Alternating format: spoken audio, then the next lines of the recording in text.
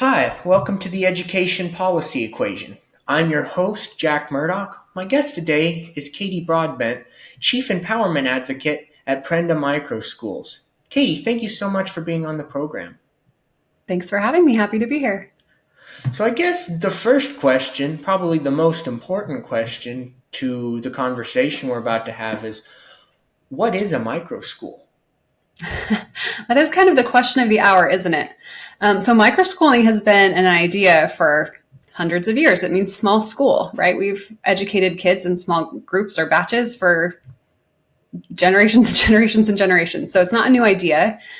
In the 60s and 70s, the idea of creating really small schools that were more or less self directed, where learners have more of a say over what happens there, kind of started to grow. And it's kind of been consistent the last several decades. It's always existed.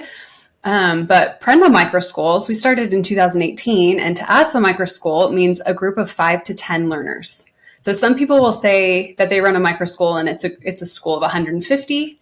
That to us isn't a true microschool, but you'll see the term kind of thrown around in lots of different ways. But when you hear of a Prenda microschool, think 5 to 10 learners. So, give us a sense of what the growth of microschooling has looked like in the past few years. You mentioned it's sort of in a sense, a really old idea, but recently it seems like I'm hearing about it a lot more. Suddenly it just appeared on my radar.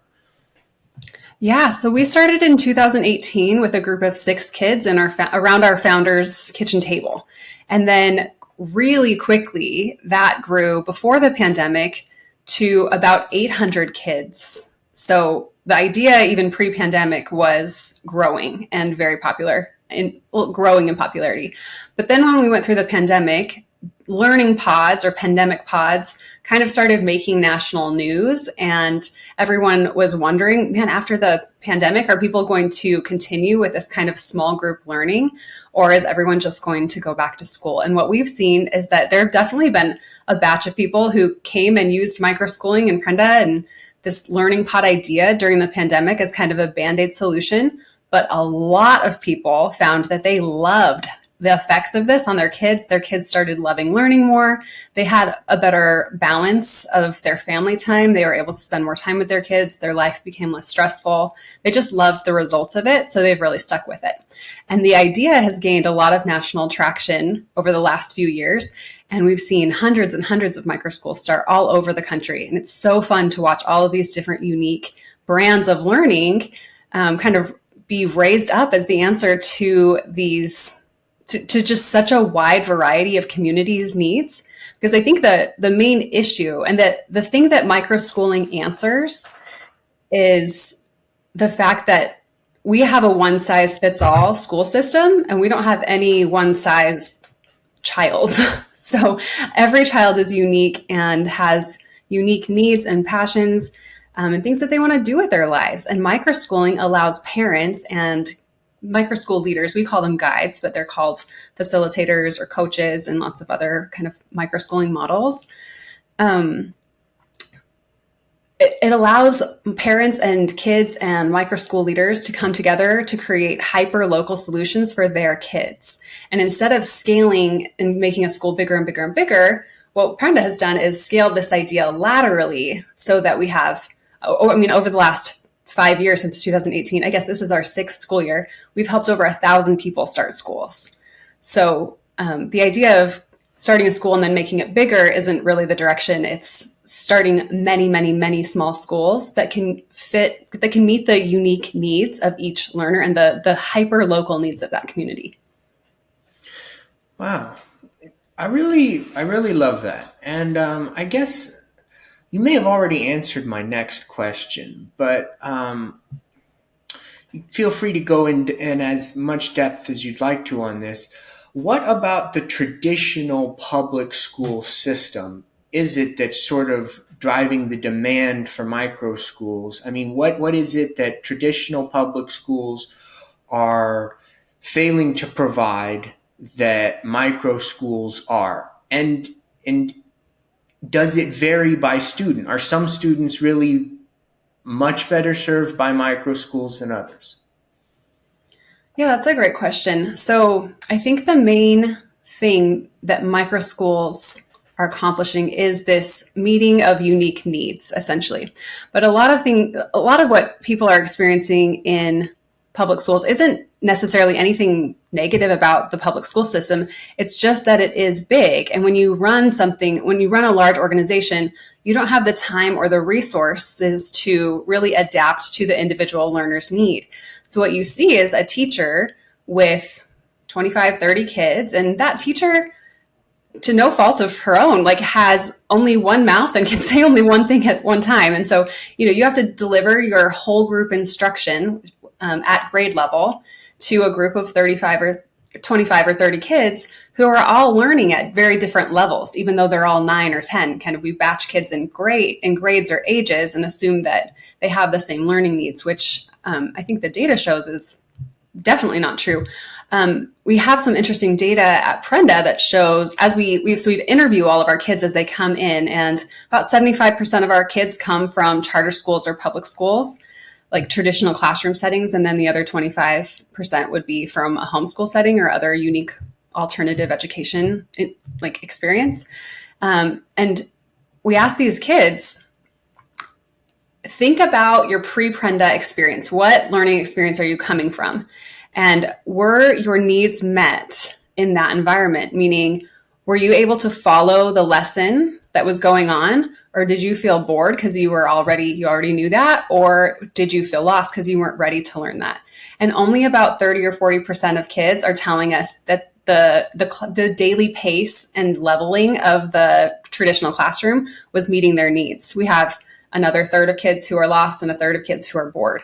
So I think that while a lot of people, a lot of parents feel like the public schools may be meeting their need, there's a lot underneath that, a lot of needs that are going unmet. But our kids today, they don't have a voice, they don't have the language, they don't understand how to articulate to us what they need that they're not getting.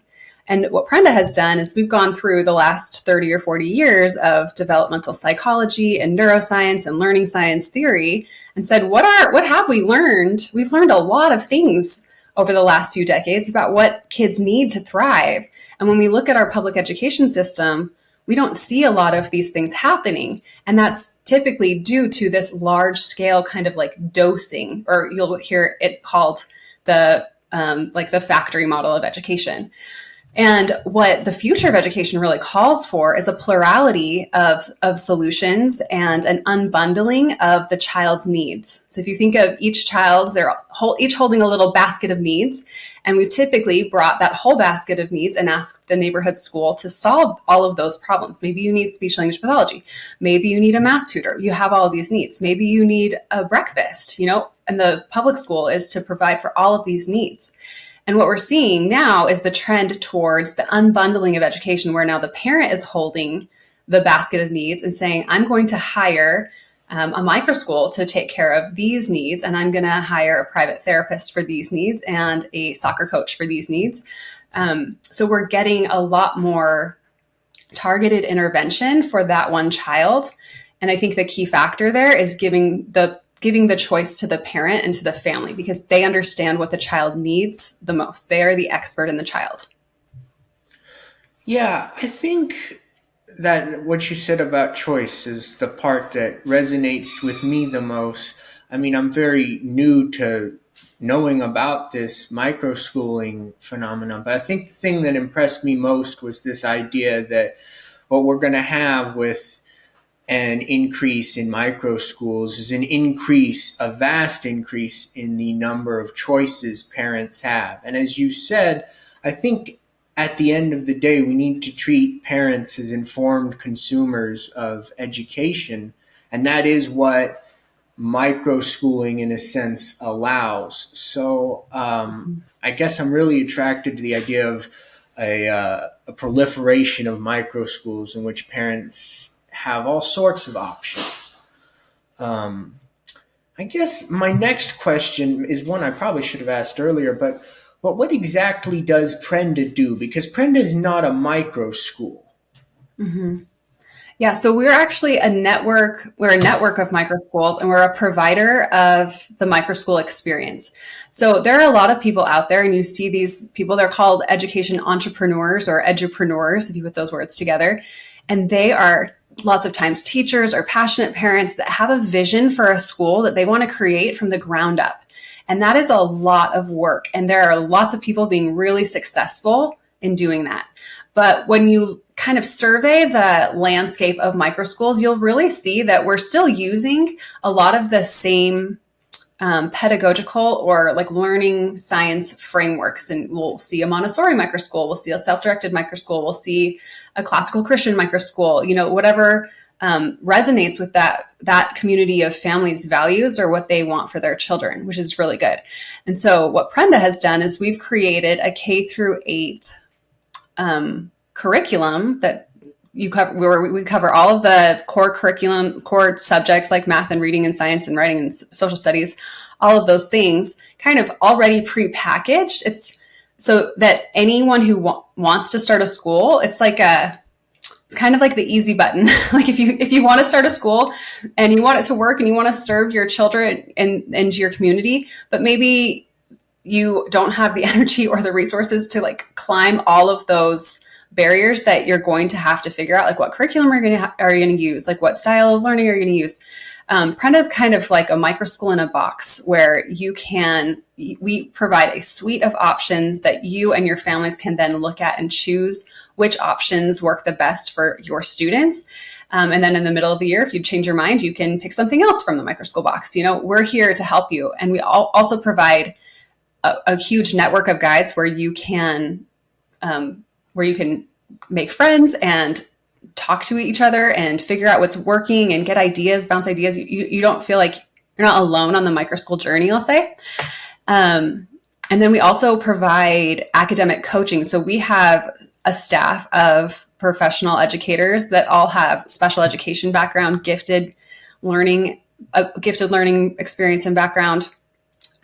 So if you have a kid who you're not sure if you're really, if you're feeling like they're stuck or they're not progressing or something like that, you can, it's almost like, phone a friend, we're in your back pocket where we'll get in there. We'll look at the student's data with you. We'll spend time with you. We'll talk to the parents. We'll help understand that situation. And then we'll provide guidance about a best, course of action for that student specifically. And then we also provide really fun things like on-demand math tutoring. So I have 4 kids and they all attend microschools.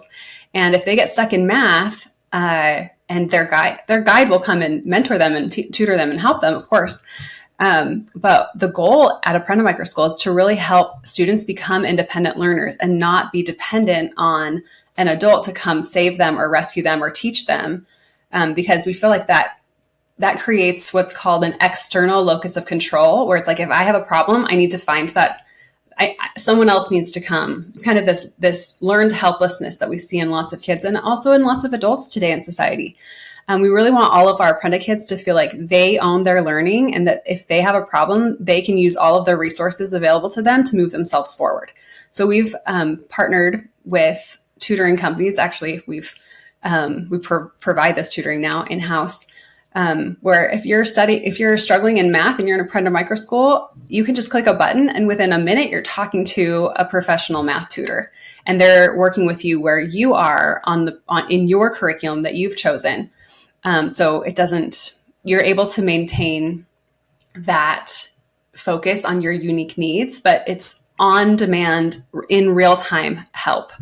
And that is super empowering because as a microschool guide, we don't demand that our microschool guides be certified trained educators. A lot of our microschool guides are parents who have just wanted so desperately to create a better learning environment for their child. And so we bring all of the resources and learning science and all of that to those microschool guides who maybe are feeling a little less confident in their ability to educate or direct a school. We make it so the average parent who just loves kids can run a really successful microschool where kids are seeing amazing academic growth and they're owning their learning and they're feeling super empowered about their experience.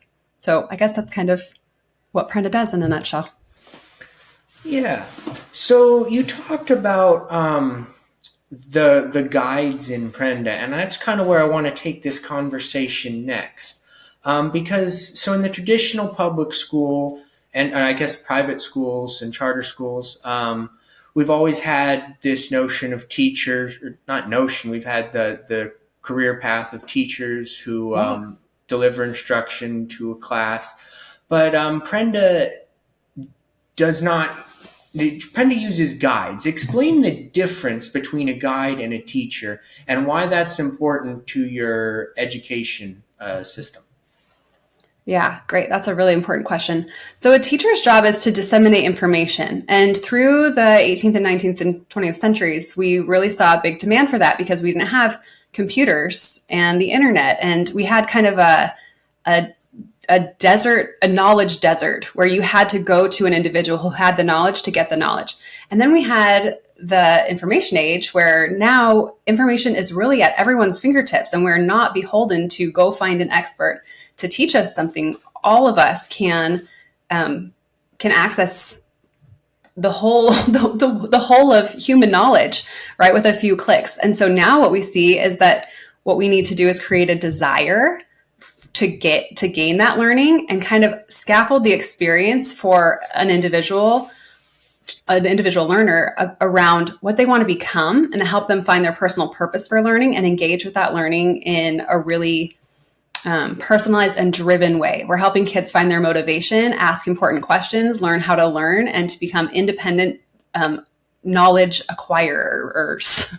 I don't think that's really a word, but in a sense, you don't necessarily need that certified teacher in the room. I'm not saying that we don't need that expertise, because we do. And in that tutoring experience we just walked through, or the tutoring example we just walked through, we saw how there was a really big need for a content expert in that moment, right? But what we see in the teaching profession is that teachers are asked, and I will say like forced, to wear way too many hats. And essentially we've created this impossible to do job where you have to be the mom and the social worker and the general education educator. And now you have to do some differentiation, and there's a lot on the teacher's plate, and it's virtually impossible to do. The teaching career has such a high burnout rate, and just people are leaving in droves because we've just created this environment that's really hard to feel like you're winning in. Teachers are working way too hard for way too little pay. And so what we've done with creating this alternate role that we call a guide. And I will say again, we have many, many successful microschool guides who are coming out of the teaching career, their formal like classroom teaching career, and becoming guides and running their own schools.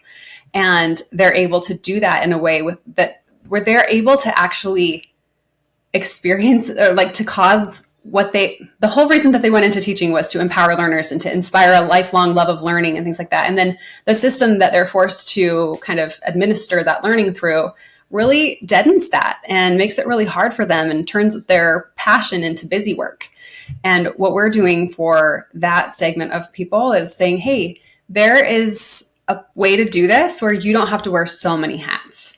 And so another way we do this, I mean, if you're listening to this and this is a new idea to you, you're thinking, well, who is teaching the kids, right? Like, how are these kids learning how to read and write? And we have all of this national crisis with our NAEP scores right now around math and reading proficiency. So this is probably not sounding good. But what happens is all of these kids take adaptive diagnostic tests that show us, okay, in math and reading, here's what this individual, unique child knows and doesn't know yet. And then we provide a range of curriculum options that give you immediate feedback and deliver the content, the same standards aligned content that they'd be getting in the classroom sitting in a chair listening to a teacher, but through a digital platform that will not allow them to move on until they've demonstrated mastery in each concept. So this is where we introduce the concept of mastery-based learning and learning at your own pace, which means in the traditional classroom, I have a curriculum schedule that I have to just keep going because it's a law that I have to expose all of these 9-year-olds to these ideas. And my job is exposure, and then we'll test them at the end and see if the exposure worked. But that's not good enough. That's not good enough for our kids at all. We should not be satisfied with that.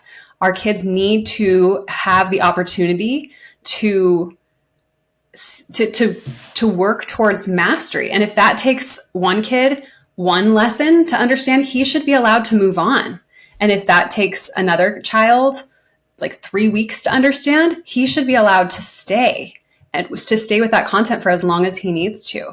And so at Prenda, we're providing this hyper individualized, personalized, completely differentiated learning experience where you can, and another thing that happens in traditional education is you kind of have to get, and it makes sense. I'm not trying to like bash teachers or the traditional classroom. It's like this for a reason. And there are reasons why you can't really change it in that, in the learning system or in the traditional classroom. But you can't get this level of differentiation. You have to put kids in groups. Essentially, you have to have your star readers and your circle reader group, and so that you can actually deliver this differentiated instruction. And you'll see teachers that are masters at this, but it is not easy, right? It is much easier to use. A lot of people think that microschools are just like kids on computers, and we're just using all of these tools instead. But we only use this type of learning for the subjects that really lend themselves to mastery-based individualized learning, which to us are reading and writing and math, essentially. So we use this kind of individualized digital immediate feedback loop system to get those skills. And then we do the other half of our learning approach or learning model is based on inquiry, where we're learning things like science and social studies and people skills and entrepreneurship through whole group interactive real world experiences. We do lots of project-based learning. It's very hands-on. And we can do this because the group is so small. It allows that teacher to have the bandwidth to individualize on a level that is unmatched in a traditional classroom. So I think that's kind of what is driving people going towards microschooling, is that they're realizing like, oh, there are now ways, we now live in a world where my child could have something different and better, which means more personalized, where their needs could be met in a more tailored to them, bespoke kind of way. And I don't have to necessarily just sign them up for their neighborhood school and receive kind of, like that used to be the best that we can do. And now we can do better than that. And our kids deserve better than that. This is kind of like the equivalent of like keeping all of the kids using typewriters after computers have been invented, right? It's like you want to move forward with humanity as we progress. And this is the next evolution where it's not anything negative about the system or about teachers or administrators or anything. You'll hear lots of people speak very negatively about our school system. And I think for the large majority of these people, they're very well-intentioned. They love children. They're super passionate about moving kids forward. And we love that. And we want to support that. Also, there are now new and different ways to do things that I think we should be embracing. That was I really that kind of stuff makes me excited because it sounds like such a fantastic educational model to me. But I'd like to give you a chance to address some couple criticisms, and you did a little bit. But one thing you'll often hear from defenders of the traditional public school system is sort of this idea that, well, micro schools, it's not just micro schools, charter schools and private schools as well, don't have as strict requirements for what kind of credentials you need. For to be a Prenda guide, my understanding is you don't really need any formal educational background at all. Tell me why you don't think that this sort of credential these high credential requirements are as important as defenders of traditional public education think they might be.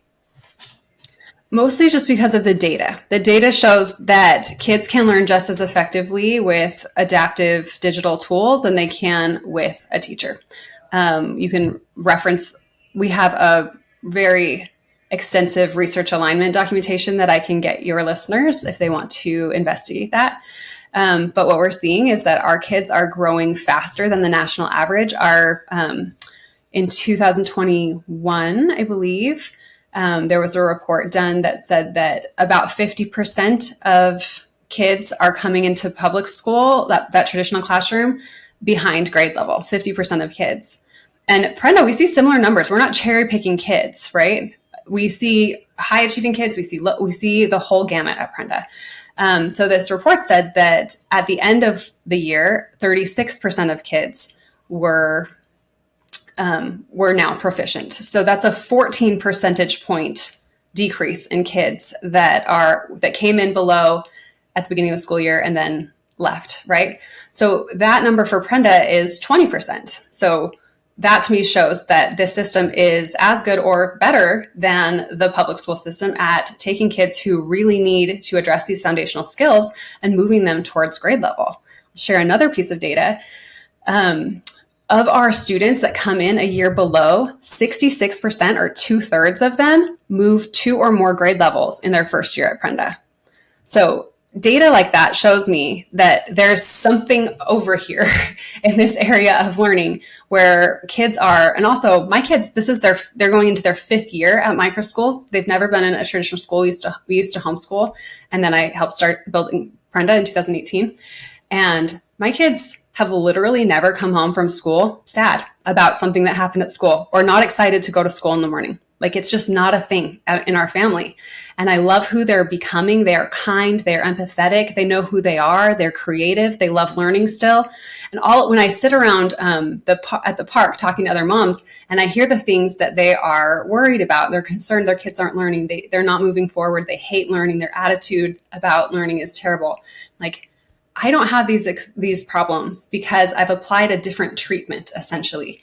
I've hired something else to help me facilitate the raising of my children. And I know that that's possible for every child in the United States and in the world. And it pains me that there are so many millions of kids who don't have that opportunity. And one of our big taglines at Prenda, and something that really keeps us going, is the line, "Kids deserve to love school." And if we are legislatively forcing these kids to go to this building to learn every day between the ages of 5 and 18, we should be doing everything in our power to make that experience enjoyable, engaging, and effective. And I think that looking at the data, there's a lot to be learned from other models. And the system has proven to be innovation intolerant, I will say, because it's so large. It's very hard to change. So essentially, and what I predict in the future is that, and you see this already, that there are many classrooms and many schools, very progressive administrators who are incorporating a lot of the same ideas that we incorporate at Prenda. These results are not unique to Microschools. They're not unique to Prenda. You can get these results in a homeschool setting. You can get them in a traditional classroom, but you have to change things in order to make room for this kind of growth.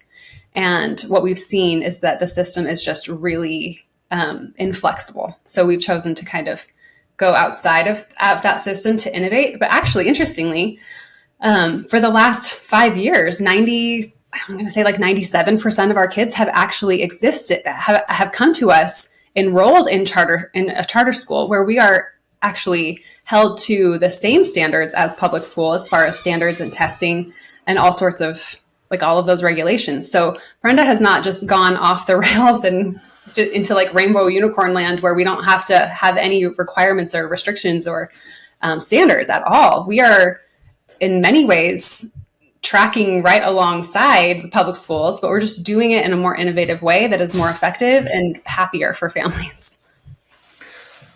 Well, that's quite inspiring, and I really like that.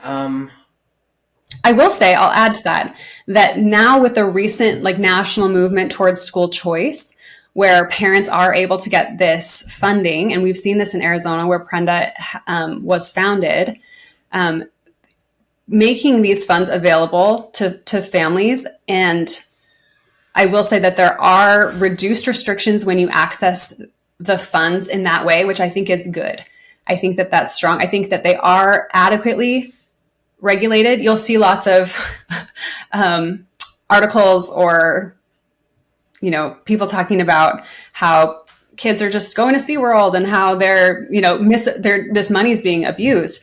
But those are mostly stories. I'm in all of these groups, and I am an ESA parent, and I know how hard it is to get something approved and how tightly those things are restricted and regulated.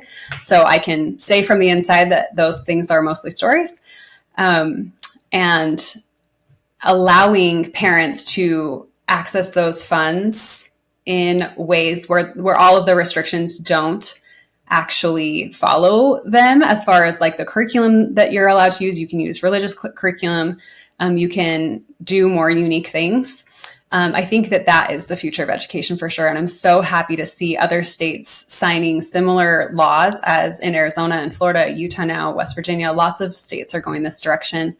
And I think that over the next 5-10 years, as we look at the data, what we're going to see is a lot of academic growth and a lot of healthy kids. Because right now what we have is a youth mental health crisis, where we have 4 out of 10, or 4, we have 20%, 25% of kids with anxiety and depression. The suicide rate continues to increase. These things are not going in the right direction.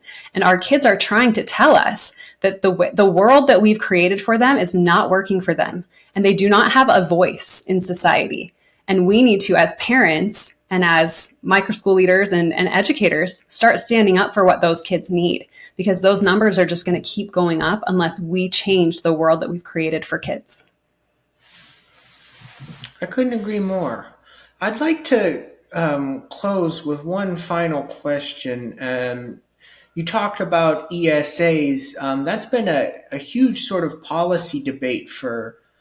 It's an old debate, and just now we're really starting to see a lot of states implementing ESAs and voucher type programs. Has Prenda noticed a really huge growth since that? I mean, what is the magnitude of the growth that Microschools have seen, or I guess Prenda has seen since the implementation of ESA programs? Well, the program's still very new. We haven't even done a full school year with it. In Arizona, when they passed the law, there were 11,000 people that were already participating in the program. This was last October, so almost a year. And now that number is something like 63,000. And all of these kids are really just kind of hitting the system. So what we've seen is that of people who are already attending Prenda, which is the only thing that we have data on, really, I can't tell you outside of Prenda, many of our guides and our parents have switched, because the reason that they came to Prenda was for a more unique, tailor-made for their child and for their family experience. And that's more possible with the ESA funds than it is even to do Prenda with charter funds or state dollars. So we've definitely seen that shift. Well, I really hope that Prenda continues to grow and that the microschool movement continues to flourish. I think that it's always a fantastic thing when parents have more choice to decide how to progress with their kids' education. I think ultimately they are the consumers, and the more empowered we make the consumers, the better the chance that they will make a utility maximizing decision with their resources. Kaity, how can people get a hold of you and Prenda? Yeah, good question. So you can go to prenda.com if you want to learn about being a microschool guide. There's a little beginner's guide to microschooling 30-minute mini course that we do. And if you're just interested in these ideas and this movement, you can go to prenda.com, click on Kindled, and we have a whole resource hub that's all about helping everyone, no matter what logistical framework you're helping or you're educating your kids in: microschool, homeschool, traditional classroom, charter school. Any way that you interact with a young child, there are resources there that you can benefit from: books, podcasts, all sorts of things.